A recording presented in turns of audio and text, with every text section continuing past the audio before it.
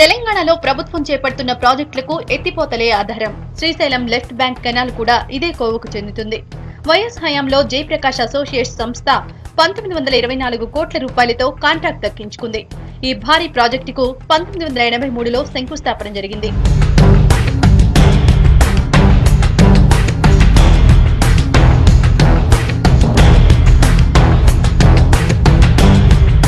ప్రాజెక్టుతో లక్షల ఎకరాల సాగు, తాగునీరు అందించాలన్నది ప్రభుత్వ లక్ష్యం. ఒప్పందం ప్రకారం 2010 ఆగస్టు నాటికే ఎస్ఎల్బీసీ పనులు పూర్తి చేయాలి. అయితే ఇప్పటి వరకు అనుకున్న టార్గెట్ ను రీచ్ కాలేకపోయింది. కెనాల్ కోసం శ్రీశైలం రిజర్వాయర్ నుండి 2 సొరంగ మార్గాలను తవ్వాలని నిర్ణయించారు. 43.9 కిలోమీటర్లు తవ్వాల్సి ఉండగా ఇప్పటి వరకు 20.1 కిలోమీటర్ల సొరంగ మార్గం మాత్రమే తవ్వారు.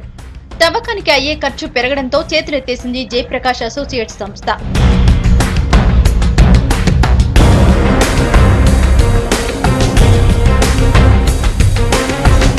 అనుకున్న దానికంటే ఖర్చులు పెరిగిపోవడంతో కెనాల్ పనులు నిలిపివేసింది జయప్రకాష్ సంస్థ.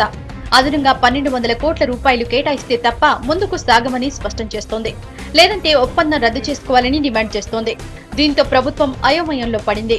ఒకవేళ ఒప్పందం మార్చుకుంటే ప్రభుత్వంపై మరింత భారం పెరుగుతుంది. అలాగని సర్కార్ 1200 కోట్లు కూడా ఇచ్చే పరిస్థితి లేదు. దీన్ని 6 నుండి 700 కోట్ల వరకు కుదించాలని ప్రభుత్వం భావిస్తున్నట్లు సమాచారం. గుత్తేదారులను మార్చుకుంటూ పోతే జలయజ్ఞం ఖర్చు మరింత పెరుగుతుంది.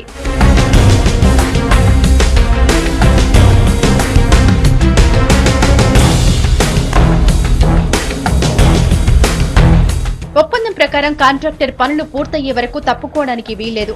ఒకవేళ కంపెనీ తప్పుకోవాలని భావిస్తే ప్రభుత్వం దానిపై చర్యలు తీసుకునే హక్కు కూడా సర్కారుకుంది. అయినా ప్రభుత్వం కాంట్రాక్టర్లకు మద్దతిస్తూనే ఉంది. కాంట్రాక్టర్లే ప్రభుత్వాన్ని బెదిరించే స్థాయికి వచ్చారని నీటిపారుదల రంగ నిపుణులు విమర్శిస్తున్నారు.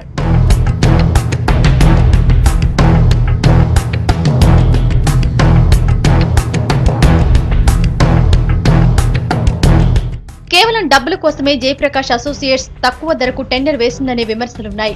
ఏదేమైనప్పటికీ సర్కార్ స్పందించి వెంటనే కెనాల్ పనులు పూర్తి చేయాలని కోరుతున్నారు తెలంగాణ ప్రజలు.